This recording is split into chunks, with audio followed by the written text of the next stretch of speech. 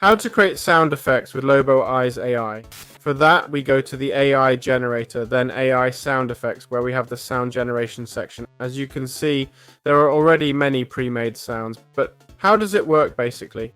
Well, we write our prompt describing what we want it to generate, like a ball bouncing on a metal surface, and then in the output, we specify how long the sound effect should last, whether it's 1 second, 10 seconds, 5, 6, 7, whatever. Then we click create, and that's how we make our sound effect using GENNY.